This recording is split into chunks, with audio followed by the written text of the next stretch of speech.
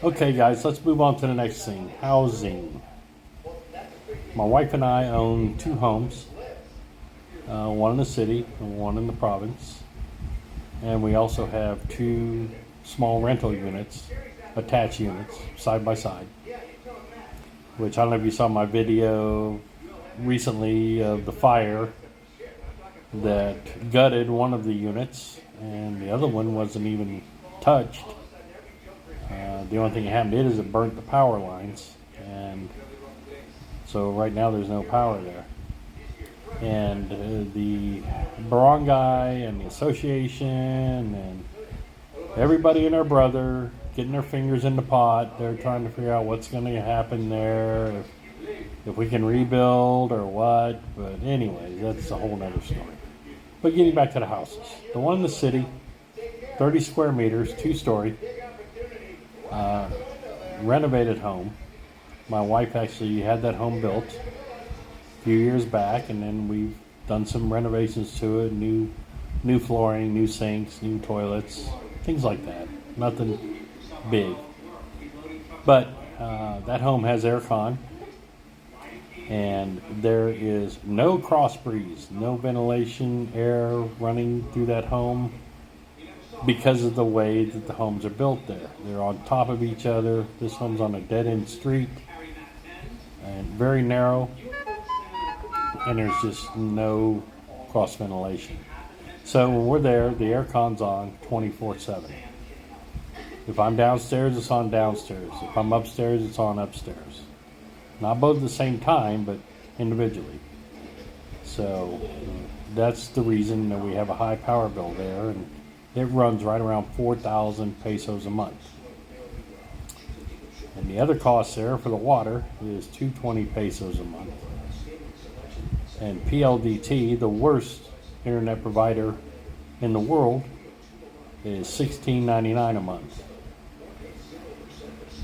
The other cost there is parking, because on our street there is no parking. There's nowhere to park a car.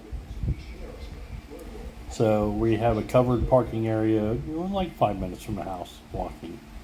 So we're right around 7,500 pesos a month total, which is, let's see here, 138 to 140 US dollars a month for your house and parking and utilities.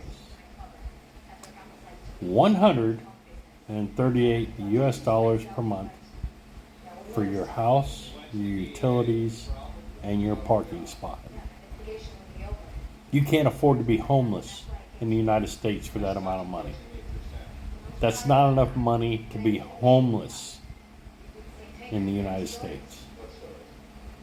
It's ridiculous. Moving on to the next house, which is in the province. This house is about 60 to 65 square meters, has a garage, so you have your own parking. Open area. I don't know if you've seen the drone videos flying over our area right here, showing the neighborhood. There's very few houses, and it's wide open, fresh air, nice breeze. And this house, as of right now, when I'm giving you these numbers, it's if we're here all the time. So the numbers I just gave you for the other homes, if we're there all the time. This home, if we're here all the time, the power and water is around 3,000 pesos a month. 3,000 pesos a month. The other fixed cost here is our Starlink, which is 2,700 pesos a month.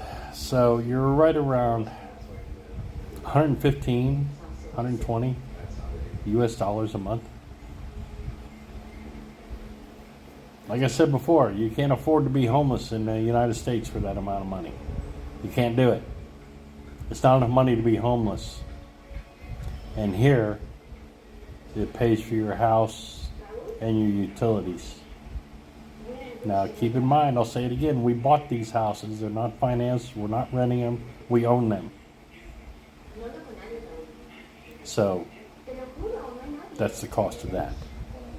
The other thing, and our biggest expense here is food. And my wife and I talked about this, and regardless of which house we're at, it's pretty much about the same. It's about 20,000 pesos a month for the food, which comes out to what, like 370 US dollars a month for food for two people? I can tell you, when I lived in the States, I lived in California for the last 10 years, I would spend probably I was by myself, about $200 a week on food for one person. $200 a week. So $800 a month. And here we're at $370 for two people. So, there's a bit of difference there. But that's our biggest expense, is the food. And at the other house, the biggest expense is the power because of the aircon. Here, at this house, there's no aircon, so it's not really that much. And we probably will be putting an aircon in the bedroom upstairs for sleeping at night. Because there are times when there is no breeze and it gets a little sticky. So, during the day we don't need it. But at night, it's nice to be a little bit more comfortable, if you can be. The other thing here is the phones, cell phones. We have 4 cell phones. My wife has 2, I have 2. And she likes to do the load thing, which is fine. And she spends probably 500 pesos a month on load for her phones. My phones, I have one Globe. This is my Philippine phone. Globe, unlimited calls, unlimited texts, unlimited internet, whatever you want to call it, is 599 pesos a month. Or, what does that come out to?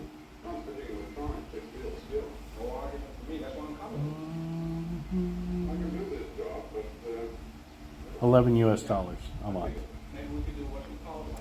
I have another phone with Tello from the United States, which is 25 US dollars a month. And the reason I have that, and you guys know this, the banks want confirmation texting, confirmation calls, other people you deal with, confirmation this, confirmation that. So that's why I have that phone, $25 a month. So all 4 phones together, about 2,400 pesos or $45 a month.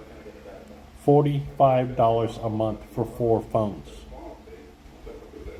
My Verizon phone in the United States was $300 a month for an unlimited plan, but $300 a month. Here we got 4 phones, $45 a month. I mean, come on. So if you put it all together, with the exception of the telephones, you're looking probably, and it's pretty much the same for either house, depending on where we're at. You're looking about 30,000 pesos a month for all your utilities and your food and your phones. So right around 30,000, which is 550 to 600 US dollars a month. 550 to 600 US dollars a month.